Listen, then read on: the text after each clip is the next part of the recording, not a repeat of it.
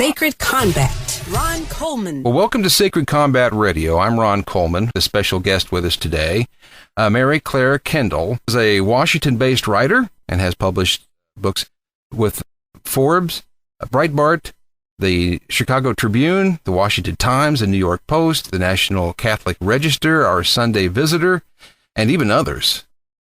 She has served as a political appointee in the administrations of Ronald Reagan and George H.W. Bush, as a speechwriter, policy analyst, and representative spearheading various initiatives, and is currently producing and hosting an interview show about Hollywood. And her latest book, Oasis: Conversion Stories of Hollywood Legends. Welcome aboard, Mary Claire Kendall.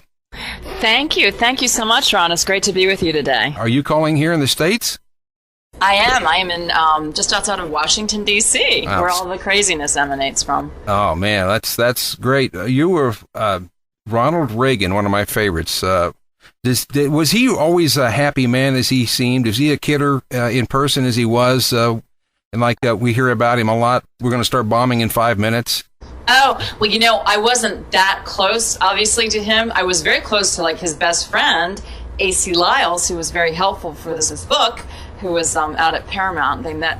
But I did meet him once, and actually it's interesting because he was more very reserved. I think sometimes you'll have the two phenomenons where you have a politician who's really great interpersonal and not so great on the stump. And so Reagan was he was a little standoffish. That was my little experience, but I'm sure that's, not everybody's experience. But yeah, he was a great president. Well, in your book, I recognize, I think there's 12 names that I noted here, and I won't go through them all right at the moment, but that's 12 conversion stories to Catholicism. And, man, does any one of these stand out over the others? Oh gosh, you know what? They all stand out. When you're focusing it, it's just everyone is amazing when you're in the midst of it. But one star who is not that well known, specifically because she did have such a good template. She's such a good prototype. Hit rock bottom, Betty Hutton.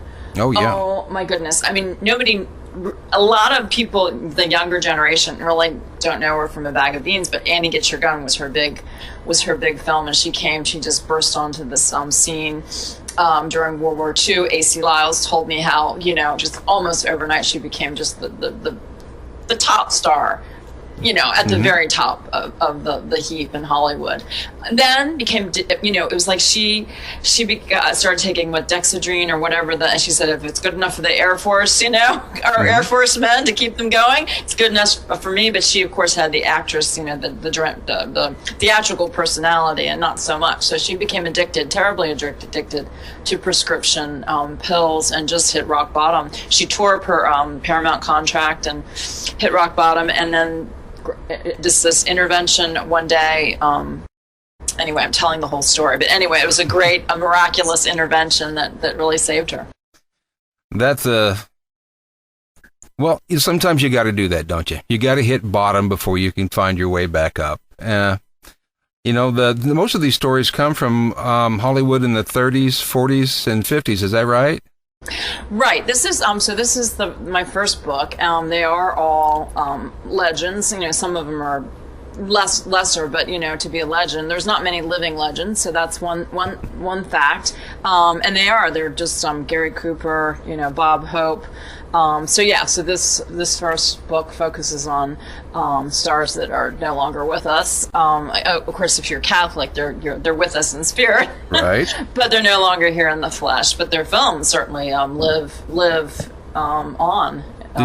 Did any one of these particularly surprise you more than another one? I know you're trying to get that.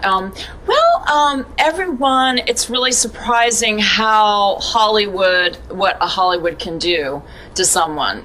So that just again and again and again, and to see how they're kind of taken up with, let's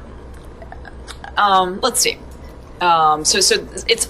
Everyone is surprising, but I think Lana Turner certainly was surprising to see how much she was taken in by the whole Hollywood scene, the glamour, and she was, of course, so successful, but she was very vulnerable. She always thought the next husband was going to make her, blissfully happy, and then she found, had hit sort of rock bottom herself and turned to God, her power partner. Wow. Well, I see some other names here too. One you wouldn't think about, Alfred Hitchcock. Everybody's, well, at least they should be. He's been around a while, and I don't think today's world, you got TMZ running around after you, there's not many secrets. And for Alfred Hitchcock to make a change, his movies were kind of dark, weren't they? Mm-hmm. It's interesting. Let me just do a little interject a little note here. You talk about TMZ. In that era, why it's a very interesting era, the studio bosses really held quite a sway. And if they said it didn't go off the studio lot, it didn't go off the studio lot. Mm-hmm. And so that's very interesting, the contrast. So Alfred Hitchcock, his movies were, that's the drama of life. I mean, goodness, he had, these, they were very dramatic films. He had the formula down cold. Right. And I think from his upbringing, if you've read the book, he was there right down the street from the, Jack the Ripper. And there was a lot of, he grew up in a big, actually, he was what's my friend, Father C. John McCloskey would say, a revert. He's the only person in the book who actually was Catholic and then came back, but he's also the only legend in the book who really wasn't an actor. He just did cameos. He grew up, with that whole macabre, world, and it was just right there in his stomping ground. So amazing story. So what do you want to hear more about Alfred Hitchcock, I guess? Well, I can, but we've got we can mention a couple of Bob Hope, for example. Bob Hope, yes. But I think if a person's going to make a change in Hollywood back in them days, or even today, you've got to make a big change. Your friends probably going to have to change if you're going to make a lifestyle change from where you were, and some of them probably had some habits or some lifestyles that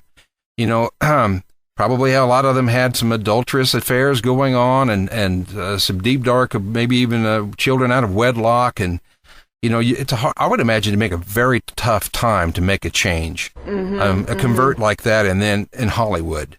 Yes, indeed. No, they, I don't know that there were any out of wedlock children in this particular group, but certainly there were abortions.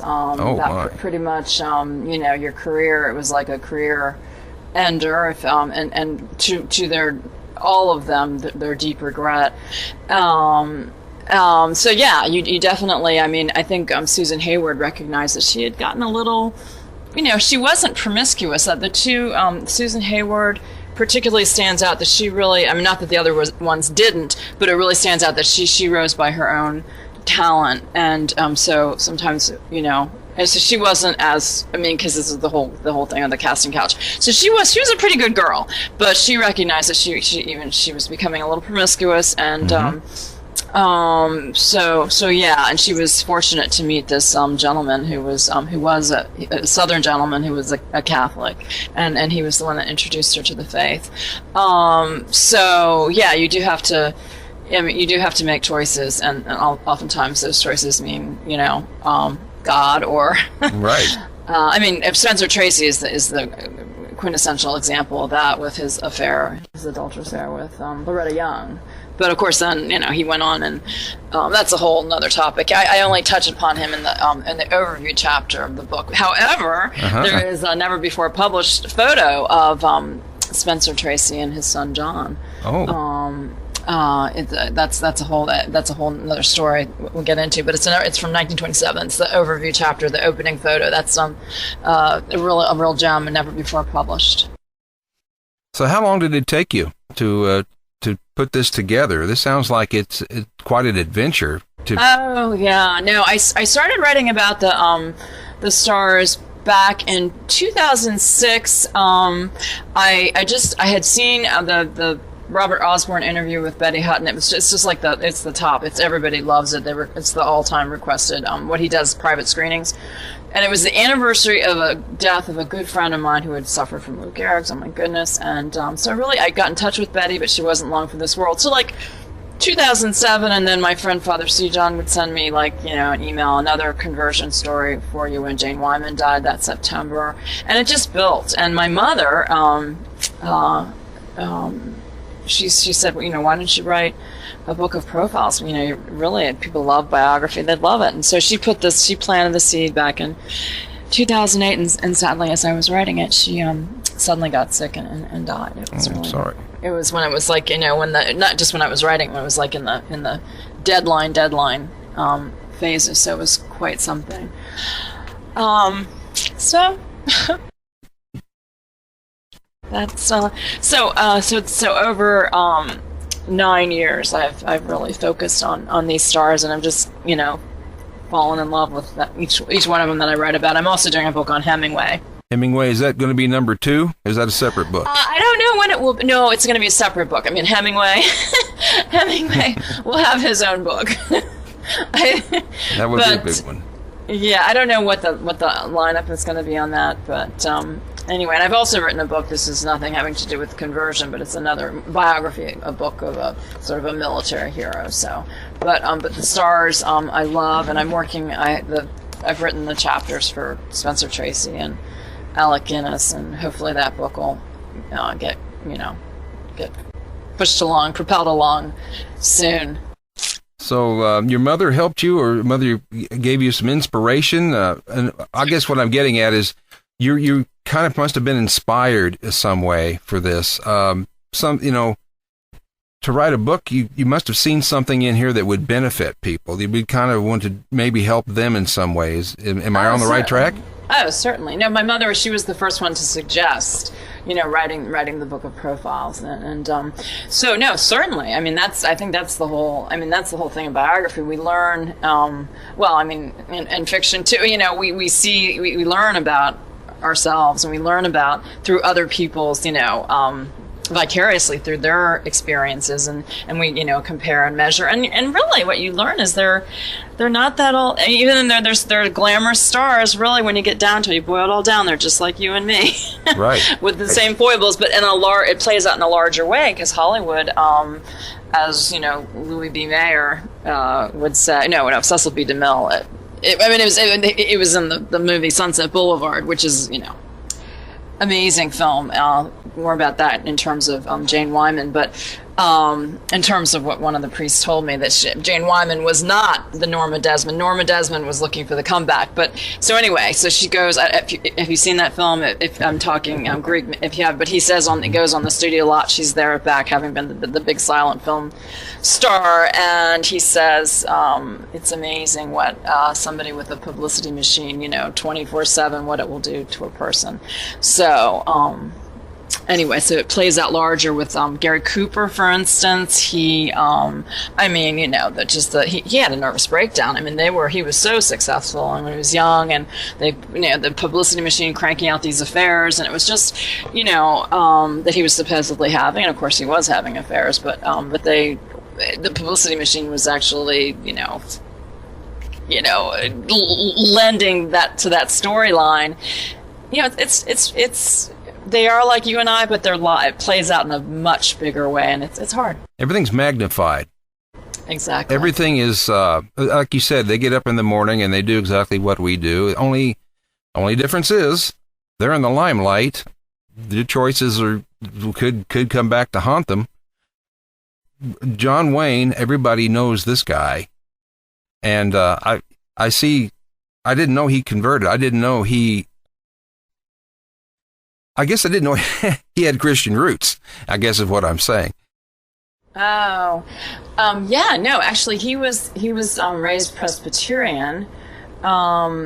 He was, I don't think he was terribly religious as a child. His family, there was a lot of stress in his family because his parents didn't really get along, and his mother sort of put down his dad. His mother actually was kind of put John Wayne down too. It was So his first wife was Catholic, and he really grew to very fond of the Catholic Church. Oh, well, there you go.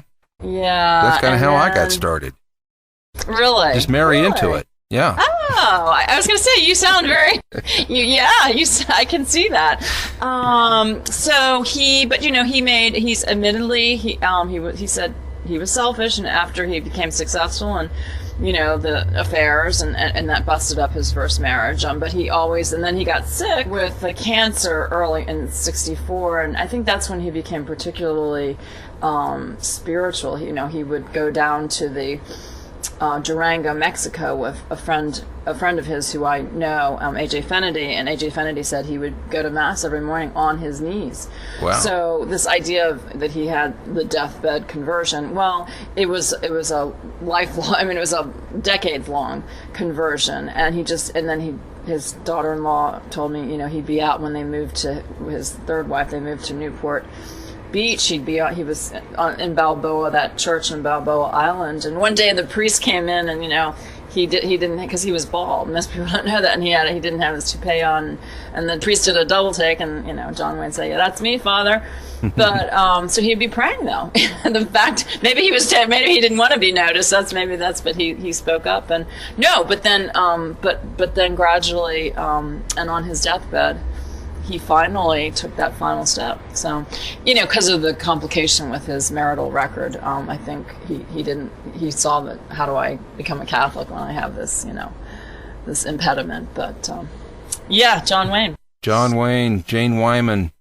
There was 12 that I noticed here, and this would make a great book for Christmas. I know that anybody that is thinking about being Catholic or has already made the conversion over, you're probably already following, anything, anybody that you can relate to has made a change, has come over.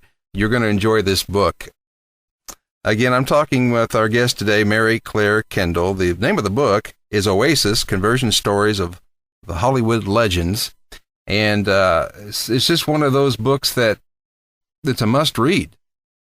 Oh, it is. It's really, there's stories. I mean, and anybody who loves Hollywood, because I don't just, I give the whole arc of their lives, because you have to know where somebody's, landed up, you have to know where they came from. And the childhood is very important, and those formative years. So I really dwell on that in each time.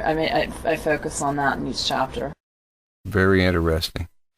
Well, thank you for joining me today. I will. Thank you, Ron. I think we could get this book on Amazon. Yes, you can get it on Amazon. You can, there's my website. You can come to my website, and it has all the links. MaryClaireCinema.com, and of course you can get it through the publisher, Francisco Media. And we have it linked over on our site, sacredcombat.com. When you're over there looking at your news, looking for your alternative Catholic news, be sure to click over there and have a look at Amazon and pick you up a couple of copies. Thank you again for your time. I will look forward to your next book. It won't be a novel. Would it be a biography, possibly? I think it will be. I don't know about a novel. Yeah, I'll be writing about a great novelist, Hemingway. We'll see it. We'll see how it all rolls out. But yeah, check out for my next book for sure. Mary Claire Kendall. The name of the book again is Oasis: Conversion Stories of Hollywood Hollywood Legends. I'm Ron Kollman with Sacred Combat. Thank you for listening. Ron Kollman, Sacred Combat.